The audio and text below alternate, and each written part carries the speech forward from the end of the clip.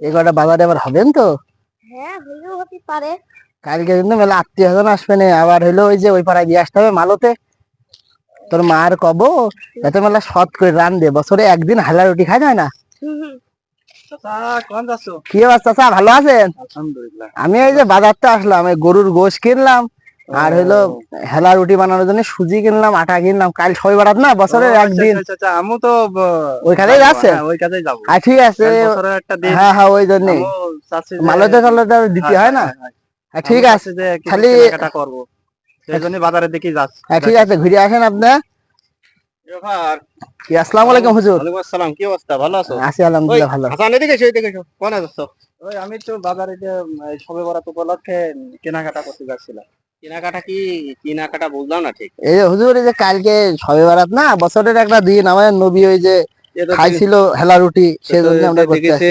গরুর গোশ আছে, সুজি কিনেছো, চিনি, গরুর গোশ, কিশমিশ, আবার পানিও কিনেছো দেখছি। হ্যাঁ, গোস্ত খেয়ে খাতে হবে না পানি। ও, তাহলে আত্মীয় স্বজন আসবে না? হ্যাঁ হ্যাঁ, আত্মীয় স্বজন আসে, আরো মালতে দিতে হয়। মালতে তো দাও, সে তো বুঝলাম। কি বছরে খালি একদিনই খাও না নিয়মিত মাঝে সাঝেই খাও? বছরে একদিনই খাওয়া পড়ে। একদিনই খাও। তাহলে এটা বছরে যদি একদিন তোমরা খাও, এটা বেদাত হয়ে গেল না? বেদাত।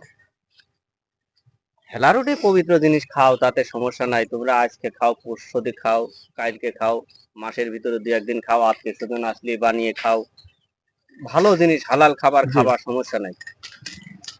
ওই যে এক বছরের ভিতরে খালি সবে বরাত যেদিন হবে সেই দিনই খাবা, তাহলে এটা কেমন দেখা গেল না? আল্লাহ রসুল তো এইটা পারমিশন দিন, আর আল্লাহ রসুল যেটা পারমিশন দিন সেটা তো মানুষের জন্য হালাল হচ্ছে না। মানুষ গল্প করে নাকি রোজার আগে 15 দিন আগে সবে বারাত হয়, সে সবে বারাতে হেলা রুটি খাতে হয়, নবীর দাঁত ভেঙে গেছিল, এই হিসাবে আমরাও খাই। আমরা তো জানি তো পূর্ব থেকে এটা নিয়ম হয়ে আসছে, বুঝেছি। সেই অনুযায়ী আমরা, কথা হলো যে জাহেল যুগ হিন্দু, ওদের মাঝে একটা পূজা আছে দেওয়ালি পূজা। জি। এই দেওয়ালি পূজায় ওরা এই পিঠা আঠার অনেক উৎসব তৈরি করে। এখন ওই পূজার কারণে ওরা পিঠা আঠা অনেক কিছু তৈরি করে দেবতাদের খাওয়ায়, খুশি করায়, কিন্তু আসলে দেবতারা কি খায়? খায় না।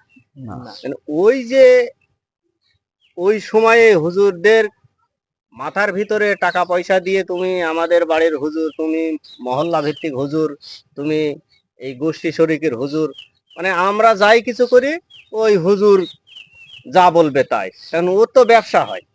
এই ব্যবসার কারণে ওরা সত্যি কথাগুলা বলেনি। আর কোনোদিন এই লেখাপড়া এইরকম বর্তমান যে যুগ, এরকম লেখাপড়া সেই আদি যুগের হুজুরা করেনি। এখন যে সমস্ত মানুষ লেখাপড়া করছে, আধুনিক শিক্ষায় শিক্ষিত হচ্ছে, এইসব জিনিসগুলা তারা জানতো না, যার কারণে মানুষের ভুলের মধ্যে রেখে দিয়েছে। এই যে রসুল সাল্লাল্লাহু সাল্লামের দাঁত ভাঙার কথা তুমি বলছো, জি, আসলে তো রসুলের দাঁত ভাঙিয়েছে তো এই শবে বরাতের আরো 2.5 মাস আগে, পরে পরে আরো 2.5 মাস পরে। তাহলে কি হইলো যে রসুলের দাঁত ভাঙলো আজকে, তাহলে সে খাবার খেতে পারছে না, যার কারণে কাল থেকে সে হেলা রুটি খাবে। জি জি, এরকম হলে মানাইতো, কিন্তু আসলে তো তা না। আজকে রসুল সাল্লাল্লাহু সাল্লামের দাঁত ভাঙলো, জি, এই দাঁত ভাঙা থেকে শুরু করে 2.5 মাস পরে যে রসুল হেলা রুটি খাচ্ছে, জি জি, তাহলে এটিকে দাঁত ভাঙার সাথে সম্পর্ক আছে? না নেই। ততএব এই ভুলটা আর করা যাবে না। না। আর সমাজের এই যে মালতের কথা, একটা কথা তুমি উচ্চারণ করলে আমি দূর থেকে শুনলাম, তো মালত বলতে কি, এটা হলো দল গোষ্ঠী একত্রিত করা, ওর গোষ্ঠী থেকে কিছু লোক, ওর গোষ্ঠী থেকে কিছু লোক, দল পাকানো। কিন্তু এই দল তো আল্লাহ পছন্দ করে না, এই দল পছন্দ করে না। দল মাত্র দুটো, একটা হিজবুল্লাহ, একটা হিজবুল শয়তান। আল্লাহর দল এবং শয়তানের দল। এখন আল্লাহর দলের লোক কারা? যারা কোরআন হাদিস মোতাবেক জীবনযাপন করবে, রসুলের দেখানো পথ ধরে যারা চলবে, তারা হলো আল্লাহর দল।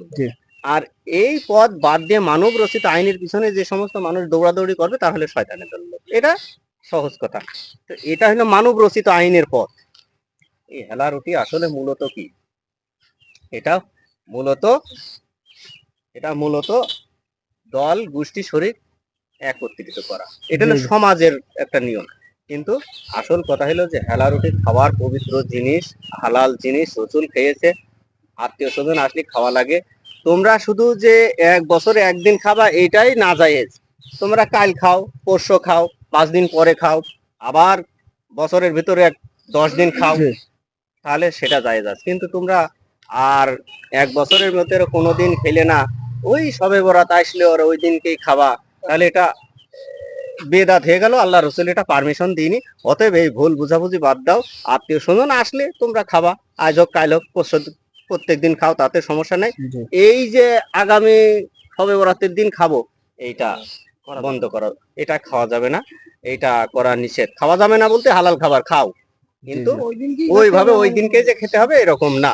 এই জন্য আমরা আজ থেকে শিক্ষা গ্রহণ করি। আচ্ছা হুজুর, আর- আমাদের তো এভাবে কেউ আগে বলিনি, আমরা অতীত দেখে শিখছি এটা। তাহলে আমার বাড়ি যে আজকে বলে দেবো না যে এরকম কোনো কিছু না করে, দিন ভিত্তিক যেন কোনো কিছু না হয়, হ্যাঁ, যাতে আমরা প্রতিদিন যেভাবে চলে আমাদের সেভাবে চলবো, কোনো দিন উপলক্ষে আমরা কিছু করবো না। ঠিক আছে। হ্যাঁ, করা যাবে না। তুমি তুমি তো বাজার করনি। আচ্ছা, বাজার তোমার যেহেতু করনি, তুমি আগামী কালকে না খেয়ে 2 দিন পরে খাও। হুজুর আমি তো করে ফেলেছি বাজার তুমি এখন। করে ফেলেছো, তোমার আত্মীয় স্বজন হয়তো আসবে, তুমি জি জি আত্মীয় স্বজন হয়তো ঘনিষ্ঠ আত্মীয় স্বজনই তো আসবে, জি জি বন্ধু বান্ধব দিয়ে। জি জি তাদের ফোন করে বলো যে আগামীকাল আর তোরা আসিস নে, আমরা এটা নিয়ে একটু দ্বিধাদ্বন্দ্বের মধ্যে আছি, তোদের আসলে আমি বিস্তারিত বলে জি। বুঝালে তুই বুঝতে পারবি না। অতএব আমরা কয়েকদিন 2-4 দিন পরে দাওয়াতটা নিয়ে আমার বাড়ি এসে তোরা খাওয়া দাওয়া করিস। ঠিক কালকে আছে আসলে এটা বেমান নিয়ে যাচ্ছে, এটা করা ঠিক হচ্ছে না আমার। এই তুমি বুঝিয়ে দিও, আর তোমার যত বন্ধু বান্ধব, যত লোকজন আমি আছে, সবাইকে বলে দেবো না। আত্মীয় স্বজন, পাড়া প্রতিবেশী, সবাইকে একটু বুঝিয়ে দিও। তাহলে আমরা ঠিক আছে। এখন যার যার কাজে শেষ হয়ে যা। তুমি এখন বাজারে না গেলে বাড়ি যাও। বাড়িতে ঠিক যাও। আছে আচ্ছা, ঠিক আছে হুজুর, আসসালামু আলাইকুম হুজুর। আসসালামু আলাইকুম ওয়া রাহমাতুল্লাহ। প্রিয় দর্শক ভাইরা, আমরা যে অভিনয়টুকু করলাম, এটা আসলে বেদাতের উপরেই করার চেষ্টা করেছি যতটুকু সম্ভব।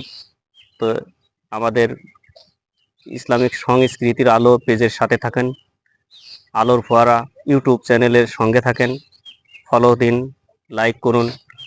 এর থেকে শিক্ষামূলক ভালো ভালো আরো বক্তব্য আপনাদেরকে উপস্থাপনা করে আমরা দেখাবো। আল্লাহ আমাদের সেই তৌফিক দান করেন, আমিন। আপনারা সুস্থ থাকেন, ভালো থাকেন, সুন্দর থাকেন, এই কামনায়। আসসালামু আলাইকুম ওয়া রাহমাতুল্লাহ।